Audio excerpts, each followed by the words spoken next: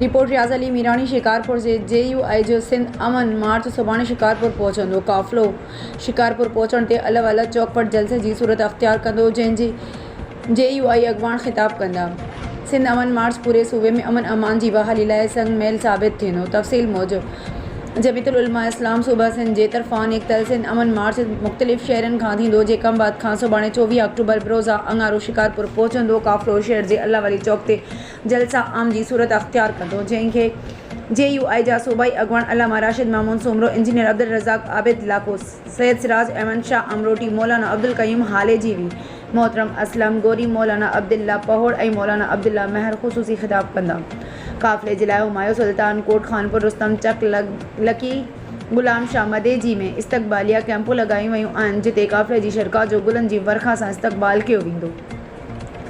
जॾहिं त काफ़िले जी रूट में ईंदड़ रोड रस्तनि ऐं चौकनि चौराहनि खे JUI जे झंडनि ऐं बैनरनि सां सिंगारियो वियो आहे। जारी कंदड़ Abdul Quddus, press secretary JUI taluka Lakki ज़िला Shikarpur. Report Riaz Ali Mirani Shikarpur. Pakistan Peoples Party minority wing division Larkana के जनरल वर्कर इजलास सर्किट हाउस में मुनक़द हुआ। इजलास के एजेंडा तंजीम साजी आम इंतखाबात। इजलास की सदारत Pakistan Peoples Party minority wing Sindh के सदर व साबका MPA डॉक्टर लालचंद इकरानी साहब ने की।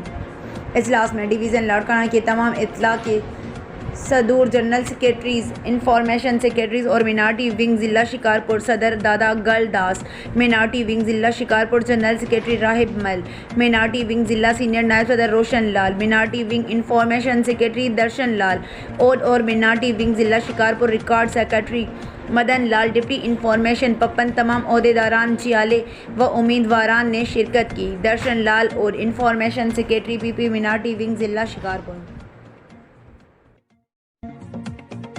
शिकारपुर। रिपोर्ट रियाज़ अली मीरानी। सारिन जी कीमतूं घटि हुजण ख़िलाफ़ हारी जिदोजहद कमेटी जो एहतजाजी मुज़ाहिरो, आला अख्तियारनि खां नोटिस वठण जो मुतालबो। तफ़सील मूजिब ज़िला शिकारपुर समेत सॼे सिंध में वापारियुनि तरफ़ां घटि क़ीमतुनि ते सारियुनि जी ख़रीदारी ऐं सारियुनि जे मण ते 2 किलो सारियूं कट करण ख़िलाफ़ हारी जिदोजहद कमेटी शिकारपुर जे सॾ ते हारी जिदोजहद कमेटी जे चेयरमैन अली खोसे, मंज़ूर खोसे, आशिक डोमकी, मुशरफ बलोच ऐं ॿियनि जी अॻवानी में नए पुल ते एहतजाजी मुज़ाहिरो कयो। मुज़ाहिरे खे ख़िताब कंदे अॻवाननि चयो त सिंध अंदरि हिक साज़िश तहत सरमायादार तबिके तरफ़ां हारियुनि जो माशी क़त्ले आम कयो पियो वञे। गुज़िरियल साल बरसाति सबबि हारियुनि जो सारियालो फसल ॿुॾी तबाह थी वियो हो, जॾहिं त ज़मीनुनि में पाणी बीठल हुजण सबबि कणिक जो फसल पिण न थी सघियो, जंहिं सबबि हारियुनि जो वॾो नुक़सानु थियो आहे। पर हुकूमत तरफ़ां हारियुनि जी का बि मदद न पई कई वञे ऐं हारी कर्ज़नि में जकड़जी विया। हिन साल असां हारी सारियालो फसल करण लाइ कर्ज़ खणी बिज भाण ऐं दवाऊं ख़रीद करे फसल तैयार कयो, पर फसल लहण शर्त हुकूमत तरफ़ां सारियुनि जो रेट मुक़ररु न हुजण करे वापारी मनमानी करे सारियुनि जा रेट किराए छॾिया, जंहिं सबबि एरी छऊं नंबर 2000 रुपया मण, जॾहिं त सुपर सारियूं 4000 रुपया फ़ी मण विकामजी रहियूं आहिनि, जॾहिं त वापारियुनि तरफ़ां फ़ी मण ते 2 किलो सारियूं पिणु कट कयूं पियूं वञनि। अहिड़ी सूरत में ॻरा कर्ज़ खणी फसल कंदड़ असां हारी सख़्तु परेशान आहियूं, पर असांजी परेशानी जो को बि नोटिस वठण लाइ तयारु नाहे।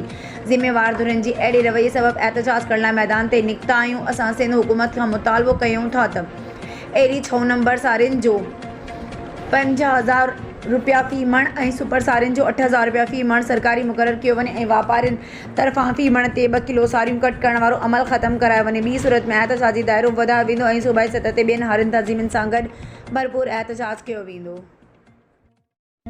उलमा खे ख़बर ॾींदा हलूं। फैज़ सूमरो जी रिपोर्ट मुताबिक़ ठुल में ॿिन्ही जाननि जे सरदार हज़रत मोहम्मद मुस्तफ़ा सल्लल्लाहु अलैहि वसल्लम जे सिलसिले में महफ़िल मीलाद सल्लल्लाहु अलैहि वसल्लम जे प्रोग्राम सां गॾोगॾु मरहूम फ़क़ीरो ग़ुलाम रसूल सूमरो जी 13हीं सालाना उर्स मुबारक मुनक़िद कयो वियो। फ़क़ीर शफ़ीक़ अहमद सूमरो जी मेज़बानीअ में मदरसा तालीमुल क़ुरानो मस्जिद अल हुसैनी ठुल में मुनक़िद कयो वियो, जंहिंजी सदारत सैयद ज़ाहिद अली शाह जीलानी कई। मेहमान ख़ास मौलाना मुफ्ती महमद अजमल भट्टी, मौलवी महमद शफ़ी सरकी ऐं एज़ाज़ी मेहमान मौलाना महमद अली दायो, मौलाना महमद पनाह सरकी, सईद अहमद सरकी, नात ख़ान नज़ीर अहमद सुल्तानी, आमिर अली भट्टी जन हुआ, जॾहिं त आयल महिमाननि जो शानदार इस्तक़बाल कयो वियो।